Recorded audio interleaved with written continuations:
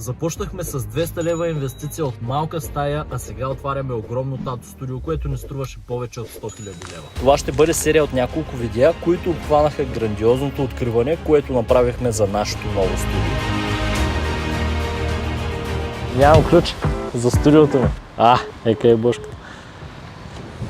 Добър ден. Коста е? Нищо, сглобяваме. Скаташ се тук нещо? Да. Много нови неща, които не съм виждал. Със сигурност. Да, това ще е рецепцията. Супер много яка. Тук какви работи ще има или това ще е така? Това ще е така. Поне за сега. Да, може да сложим някой лого. Пиши има много лого. Тук викаш лед лента. Да, отвътре има си кант, където се минава. Яко, че има кант. Нали, затова го поръчахме да има лед лента задължително отвътре. Тук със сигурност някой лого, да. Да, чакаме го да му пратя размерите на момчето, за да може да го сложи. Супер, много яко. Хайде да отидем да видим какво става гърб. Това ще е голямата зала за татуиране. Хеви вече и декорации работите се служи.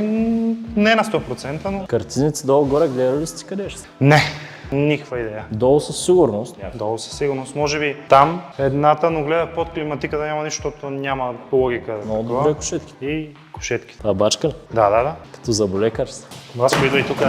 Първо да почнем с това, че ние не сме майстори. Само искам да предупредя, ако някой евентуално падне, нали, по време на тато сесия, да знаете, ние не сме сглобявали столовете.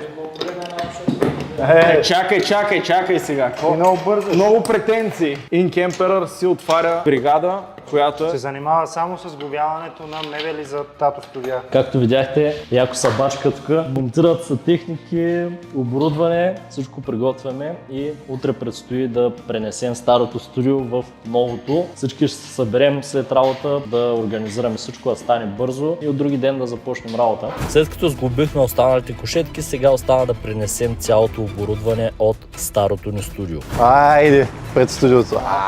Това беше. Побачкахте ли? Вчера да. Бригада нов дом, как сте? Тук сме събрали бригадата. Апдейт малко. Това е втори ден. Вчера снимахме всъщност докъде е студиото. Днеска има много прогрес там и сега следва и да пренесем старото в новото. Снимай микробусите. Събрали сме 3 микробуса. Ето го единия. Това е микробус номер 1 с може би 1000 литра работен обем. Разкажи за окачването. Окачването просто е един път, но уникално въздушно окачване. И микробус номер 2. Това е така. Това е за аеродинамика тук. Да. Това са двата микробуса. Както вика главния Илиев. Сила класа е респект. Сила класа, респект и любов. В нашия случай е микробуси.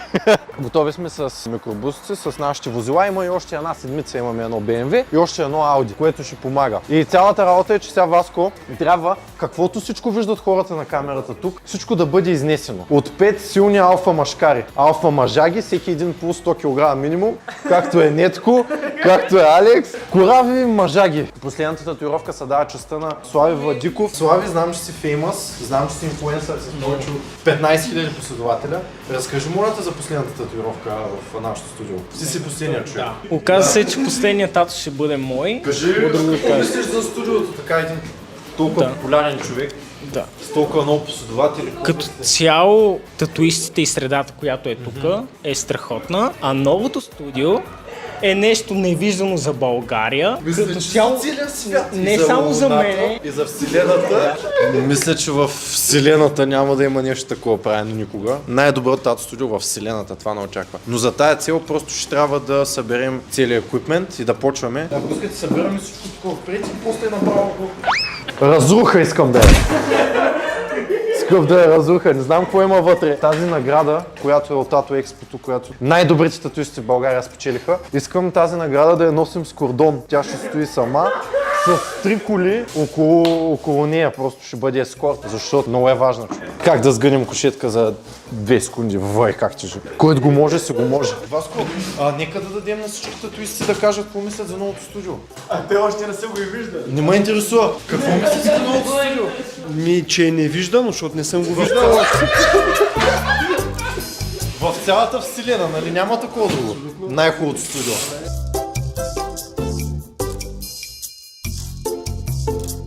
Аз посмееш за душата, за мотивация.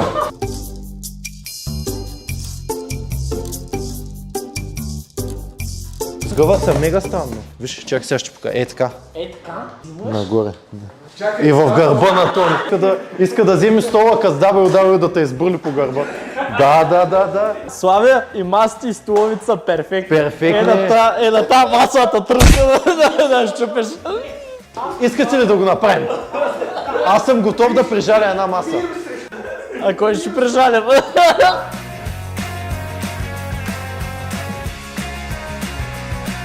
Фризера, момчета, фризера. Какво ще правите? Нищо, фризера трябва да го вземем. Искам го, брат, искам го.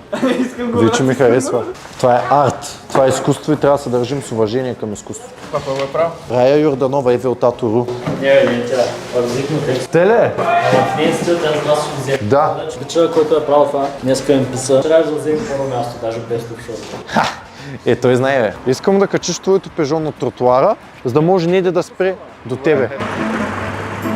Юзрот в действие. Така. Перфектен. Бус номер 2 пристига.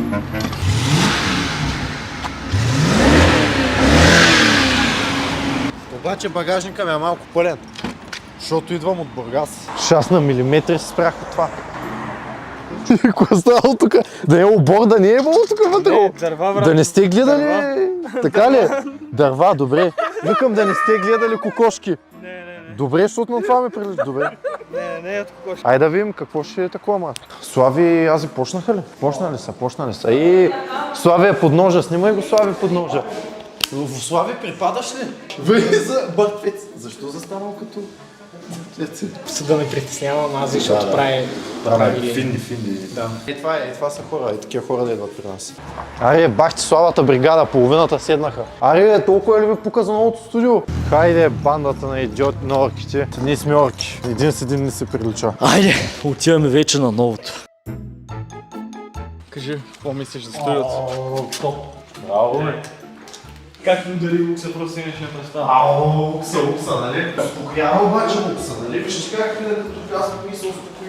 Това беше ден едно от нашето огромно и много трудно приключение. Сега следва още много работа по подготвянето на откриването, затова се абонирайте, харесайте това видео и очаквайте следващият клип, в който ще ви взема на нашето откриване.